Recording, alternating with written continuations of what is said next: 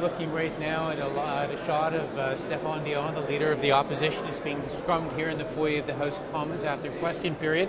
And of course, he was on today very strenuously about Prime Minister Harper's position on climate change at the G8, which is coming up next week. Is Canada going to lead? Are we going to follow the American lead? What's going to happen? And the Prime Minister said in question period today, you know what? I am the only Prime Minister who's ever gone to the G8 with a climate change strategy, which was, I can't tell you it's a lie. Yes, I can. I'm not in the House. It's a lie. Anyway, let's move on to some other stuff.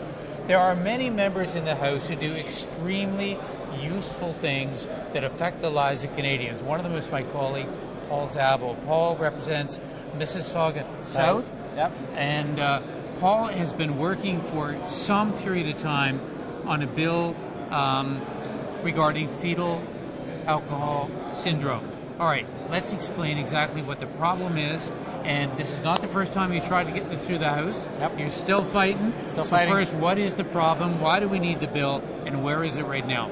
Okay, first of all, fetal alcohol syndrome is basically mental retardation. And the prenatal consumption of alcohol is the leading known cause of mental retardation in Canada.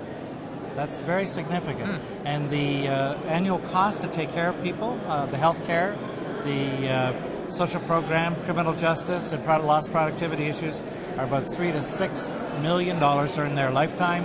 All the people that have this mental illness right now, it's going to cost about $300 billion over the lifetimes of those people who already have it. So this is a big ticket item. It's a health issue.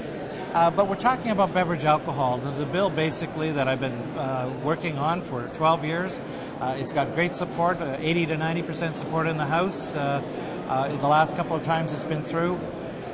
It's calling for health warning labels on the containers of beverage alcohol.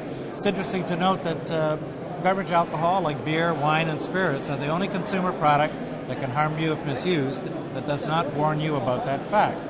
Now, you have to consider also the other implications on the Canadian public. 42% of serious crime in Canada involves the use of alcohol. 1,100 Canadians were killed by impaired drivers in 2004, the last year reported on, and 68,000 Canadians were injured because of impaired drivers. So we're talking about responsible use messaging. We're talking about not just one simple solution to solve problems. We're calling for a comprehensive strategy to help Canadians be informed about the risk associated with alcohol misuse. Now, I'm sure a lot of people watching this would say, hey, you mean this guy's been working for 12 years in this bill? It makes complete and utter sense that we would go ahead and do that. Most MPs over the course of a long period of time have supported you. What's the problem? Well, the problem is actually as a result of what happened with the tobacco industry when we got tobacco labeling. You know how dramatic it is on the cigarettes right now. The tobacco industry took the Health Canada to the Supreme Court. Health Canada is now getting a little squeamish about having to fight the beverage alcohol industry in the courts. They don't want it. They've never supported it. They've lobbied members of Parliament fiercely. So now we're really getting down to whether or not we can wean Health Canada off its dependency on the beverage alcohol industry to do token things. It's about time we said we're going to start doing something. We've had no improvement whatsoever in the impacts of alcohol misuse. Now's the time to start. It's costing us a fortune and Canadians are being hurt. And it looks like the Conservatives will not be supportive of this? The Conservatives have spoken against the bill. They say warning labels don't work, which is nonsense because there are 20 countries that have it already, including the United States. 8 others are currently looking at it. If all these countries are doing it, why is it? And here's another interesting fact. The United States brought in health warning labels in 1989.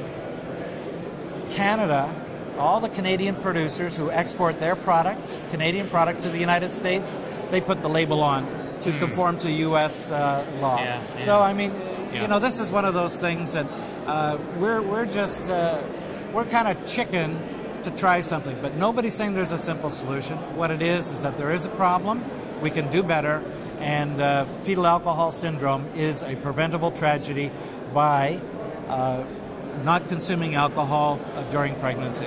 All right, finally, if anybody watching this wants to assist you in trying to get this through, is it any benefit to send you an email or Absolutely. give you support? Absolutely. How do they do that?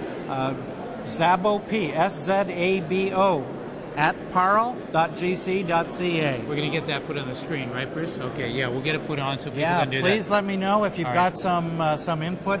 I have the summer to work on a strategy to get the support I'm going to need in the House to get it to committee so that we can have expert testimony and people from across the country come and say why it's important for Canada to have a comprehensive strategy to deal with alcohol misuse. Good. See, we do useful stuff here. At least some of us, anyway. Paul, thank you very much. Thank you. Thanks for watching MPtv.